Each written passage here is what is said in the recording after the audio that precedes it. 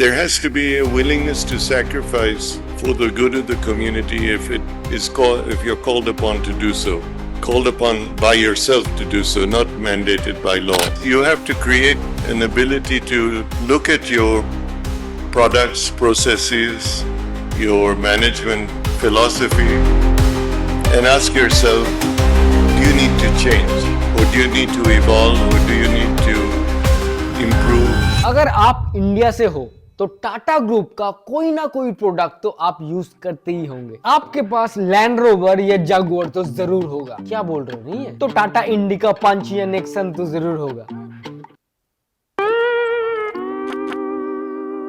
आपका नहीं पता, लेकिन मेरा सुबह शुरू होता है टाटा टी गोल्ड के साथ। तुम बस चाय पियो और अपने दिल की सुनो। ब्रेकफास्ट में टाटा सॉल्ट, मतलब टाटा सॉल्ट नहीं खाता, खाने में टाटा सॉल्ट मिलाता हूँ। मेरा घर भी बना है टाटा स्टील से। कल ही मैं एक दोस्त के साथ गया था जूडियो, कुछ कपड़े वपड़े खरीदने। जूडियो भी वैसे टाटा ग्रुप का ही एक ब्रांड है, काफी सस्ता, मेरे जैसे गरीबों के लिए एकदम परफेक्ट। फिर बैठा स्टारबक्स में, बहुत ही ज्यादा एक्सपेंसिव। इस कैफे में भी टाटा का शेयर है। फिर मेन्यू देखने के बाद मैंने रियलाइज किया ये मेरे औकात के बाहर है। तो मेरे साथ जो दोस्त था वो TCS में काम करता था, टाटा कंसल्टेंसी सर्विसेज। दोस्त का अच्छा खासा सैलरी था, तो ट्रीट उसी से ले लिया।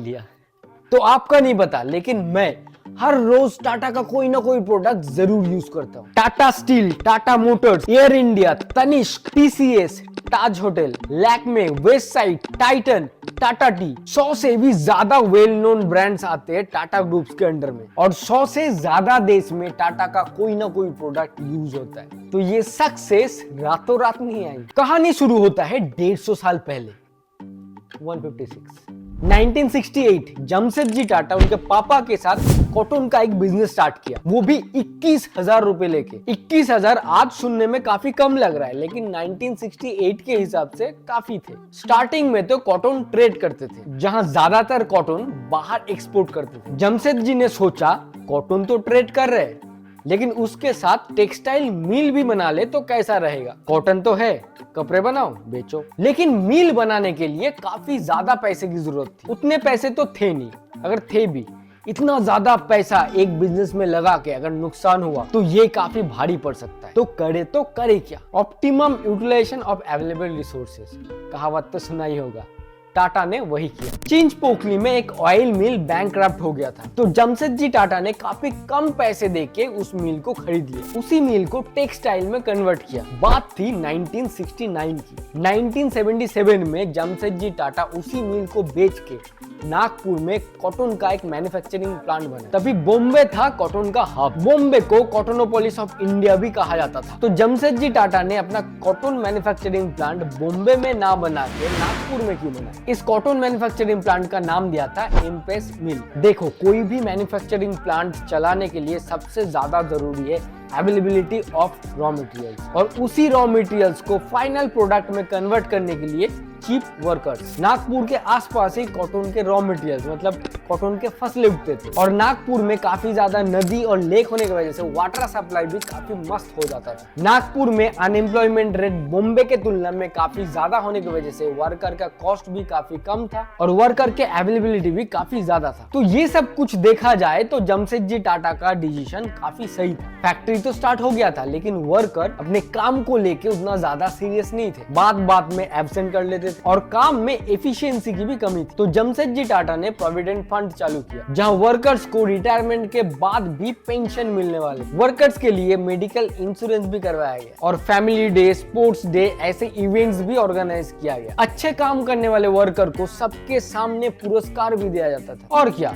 काम में एफिशिएंसी बढ़ने लगी, वर्कर भी खुश, मालिक भी खुश, बिजनेस अच्छा चल रहा। तभी इंडिया इंडिपेंडेंट नहीं थी। तो जमशेदजी ने रियलाइज किया अगर इंडिया को इंडिपेंडेंट होना है, इंडिया को सेल्फ सफिशिएंट बनना है, तो एसेंशियल प्रोडक्ट को इंडिया में ही मैन्युफैक्चरिंग करना होगा, जैसे agriculture, steel, textile, energy source. उन्होंने पंचगनी के पहाड़ों में स्ट्रॉबेरी फार्मिंग किया, वहाँ जैम फैक्ट्रीज भी बने। बैंगलोर और मैसूर का वेदर लगभग फ्रांस जैसा ही है, तो फ्रांस में ब्रीड किए हुए सिल्क वर्म्स को यहाँ बैंगलोर और मैसूर में लाया गया। टाटा ने इंडिया में सिल्क फार्म ऑर्गेनाइजेशन स्टार्ट किया और यहाँ इंडिया में सिल्क वर्म ब्रीड होने लगे। मैसूर सिल्क के बारे में तो आप सुना ही होगा। फ्रांस और बैंगलोर मैसूर का वेदर सिमिलर काइंड ऑफ तो था, लेकिन एग्जैक्ट सेम नहीं था। तो स्टार्टिंग में सिल्क वर्म को ब्रीड करने में काफी दिक्कत आ रही थी। तो जमशेदजी टाटा ने एक कंट्रोल एनवायरनमेंट बनाया, फिर वहां पे सिल्क वर्म को ब्रीड करवाया और ये चीज काम भी किया। आज के डेट में इंडिया दुनिया के सबसे बड़े सिल्क प्रोड्यूसर्स में से एक है। बॉम्बे सिटी में जमशेदजी टाटा ने ताजमहल होटल बनाया, जिसके हर एक रूम से समुंदर विजिबल है। लगता है पूरा होटल ही समुंदर में फ्लोट कर रहा है। मैं गया नहीं, कहा था ना गरीब हूं, सुना है बस। 1903 में इस प्रीमियम होटल को पब्लिकली ओपन किया गया। ताजमहल होटल ही इंडिया का पहला होटल है जहां इलेक्ट्रिसिटी यूज किया गया। तभी के लिए ताजमहल होटल का रूम रेंट था 13 रुपए। 1903 में 13 रुपए बहुत थे। कोई भी मैन्युफैक्चरिंग प्लांट देख लो, रेलवेज, कंस्ट्रक्शन, स्टील तो एक एसेंशियल चीज है। क्यों ना स्टील को ही इंडिया में मैन्युफैक्चरिंग किया जाए। तो जमशेदजी ने अपने जिंदगी के कई साल अच्छे क्वालिटी के आयरन ढूंढने में निकाल दिए। स्टील तो आयरन से ही बनते हैं। उस टाइम ब्रिटिश भी इंडिया में रेलवे ट्रैक्स बिछा रहे थे। ट्रैक बनाने के लिए जरूरी स्टील बाहर से इंपोर्ट कर रहे थे। 1899 में फाइनली बंगाल प्रोविंस में अच्छे क्वालिटी के आयरन ओर मिल गए, तो माइनिंग भी स्टार्ट हुआ और एक स्टील प्लांट भी बनाया गया। लेकिन अनफॉर्चुनेटली जमशेदजी टाटा अपने आंखों से स्टील मैन्युफैक्चरिंग देख नहीं पाए। 1904 में जमशेदजी टाटा इस दुनिया से चल बसे। फिर टाटा ग्रुप को आगे बढ़ाने के लिए आए उन्हीं के बेटे दोराबजी टाटा। दोराबजी टाटा ने 1907 में ही स्टील प्लांट को ओपन कर दिया, जो आज के डेट में टाटा स्टील नाम से जाना जाता है। ये एशिया का पहला स्टील प्लांट था। वर्ल्ड वॉर में ब्रिटिशर्स को जरूरी स्टील यही से मिली। तभी के वाइसरॉय टाटा स्टील के कंट्रीब्यूशन को एक्नॉलेज करते हुए टाटा स्टील प्लांट जिस टाउन में बना है उस टाउन का नाम जमशेदपुर रख दिया और रेलवे स्टेशन का नाम टाटा नगर। तभी के टाइम में इंडिया एजुकेशन और साइंटिफिक रिसर्च में वेस्टर्न कंट्रीज से काफी पीछे थे। तो 1909 में दोराबजी टाटा मैसूर के राजा के मदद से बेंगलोर में इंडियन इंस्टीट्यूट ऑफ साइंस नाम का एक इंस्टीट्यूट बनाया, ताकि साइंटिस्ट और रिसर्चर्स इंडिया में ही निकले। इस इंस्टीट्यूट के पहले इंडियन डायरेक्टर बने डॉक्टर सीवी रामन। 1910 में Dorabji Tata hydro electric company establish किया। उन्होंने आर्टिफिशियल लेक भी बनाया, साथ में नेचुरल वाटरफॉल जैसे दूध सागर से इलेक्ट्रिसिटी जनरेट किया। टाटा पावर नाम तो सुना ही होगा। दोराबजी टाटा की लीडरशिप में टाटा ग्रुप का बिजनेस कई गुना बढ़ गया। टाटा ग्रुप को पावर, स्टील, एफएमसीजी, साइंस और बैंकिंग जैसे सेक्टर में डाइवर्सिफाई करने में कामयाब रहे। 1932 में दोराबजी टाटा की डेथ हो गई। फिर टाटा ग्रुप का कमान संभालने आए उन्हीं के एक फैमिली मेंबर जो काफी यंग थे, JRD टाटा। साल था 1925। सिर्फ 25 साल की उम्र में टाटा ग्रुप का बोर्ड मेंबर बने। JRD टाटा को एविएशन में काफी इंटरेस्ट था, तो JRD टाटा ने 1932 में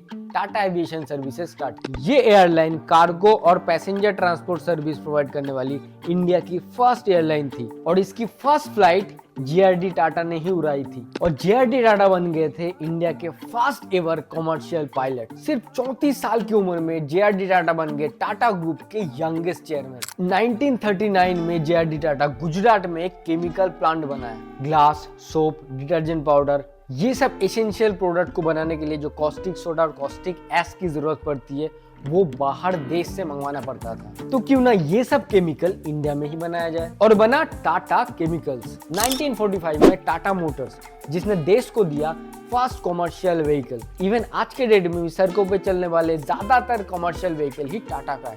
1948 में बनी टाटा की फर्स्ट इंटरनेशनल एयरलाइन, जिसको अच्छे सर्विस के लिए सिर्फ इंडिया में ही नहीं इंटरनेशनली भी काफी अच्छी पॉपुलैरिटी मिली थी। लेकिन बाद में इंडिया में सोशलिस्ट इकोनॉमिक मॉडल के चलते नेशनलाइज किया गया, मतलब गवर्नमेंट ने टाटा एयरलाइन को अपने अंडर ले लिया। फिर क्या, सर्विस, पंक्चुअलिटी, सेफ्टी, सत्यानाश, और टाटा एयरलाइन बन गया एयर इंडिया। 1968 में इंट्रोड्यूस किया गया टाटा कंसल्टेंसी सर्विस को। लैक्मे जो आया था लक्ष्मी वर्ड से, एक फ्रेंच वर्ड है। लैक्मे नाम सुनने में काफी कूल लगता है, थोड़ा इंटरनेशनल फील भी देता है। हाँ, तो इंडियन कॉस्मेटिक ब्रांड लैक्मे भी इंडिया में काफी पॉपुलर हुआ। 1983 में टाटा सॉल्ट मार्केट में आया। 1987 में टाइटन ब्रांड को भी इंट्रोड्यूस किया गया। एशिया का पहला कैंसर हॉस्पिटल भी इंडिया में बना। ये सब कुछ हो रहा था टाटा ग्रुप के अंडर में। JRD टाटा जब टाटा ग्रुप को ज्वाइन किया था, इसका वैल्यूएशन था $100 मिलियन और जब रिटायर किया इसका वैल्यूएशन था $4 बिलियन। 1992 में जे.आर.डी. टाटा को भारत रत्न अवार्ड भी मिला। उन्होंने 1991 में जब रिटायरमेंट लिया था, टाटा ग्रुप के अंडर में 80 से ज्यादा कंपनीज बन चुके थे। 1991 में टाटा ग्रुप के चेयरमैन बने सर रतन टाटा। लेकिन सर रतन टाटा ने 1962 में ही टाटा ग्रुप को ज्वाइन कर लिया था एज एन एम्प्लॉय। उनमें टैलेंट तो भर भर के था, तो रिस्पॉन्सिबिलिटी भी मिलने लगी। एमपेस मिल को उन्होंने लॉस से निकाल के प्रॉफिटेबल बनाया। टाटा के नेल्को कंपनी जो रेडियो टेलीविजन बनाती थी, उसका रेवेन्यू रतन टाटा ने 3 करोड़ से 200 करोड़ तक लेके गए। सर रतन टाटा ने 1998 में 100% इंडियन में टाटा इंडिका को मार्केट में लॉन्च किया, जो इंडिया में काफी पॉपुलर भी बना। टीसीएस पहले अकाउंटिंग और बुक कीपिंग जैसे बेसिक सर्विसेज प्रोवाइड कर रहे थे, लेकिन सर रतन टाटा के लीडरशिप में ये सॉफ्टवेयर सर्विसेज भी प्रोवाइड करने लगे। एक के बाद एक Tetley, Land Rover, Jaguar, Corus जैसे 30 कंपनीज को एक्वायर भी किया। दुनिया का सबसे सस्ता कार टाटा नैनो भी सर रतन टाटा ने ही बनाया। लेकिन कार होता है स्टेटस सिंबल, शो ऑफ, और टाटा नैनो सबसे सस्ता होने की वजह से कार ओनर्स काफी एम्बैरेस फील करने लगे, तो ये प्रोजेक्ट हो गया फेल। फिर भी टाटा मोटर्स आज के डेट में टाटा ग्रुप के सेकेंड मोस्ट प्रॉफिटेबल कंपनी है। टीसीएस वैसे the most profitable company of Tata group. Sir Ratan Tata ने $4 बिलियन कंपनी को $100 बिलियन कंपनी बनाया। 9 अक्टूबर 2024 को सर रतन टाटा की डेथ हुई। उनके बाद टाटा ग्रुप के चेयरमैन बने नटराजन चंद्रशेखरन जी। क्यों बनना है टाटा जैसा, तो वैसा काम करो। तो आज टाटा के हिस्ट्री के बारे में थोड़ा बहुत बातचीत कर रही है। आज के लिए बस इतना ही, फिर मिलेंगे दूसरे वीडियो में, तब तक के लिए बाय।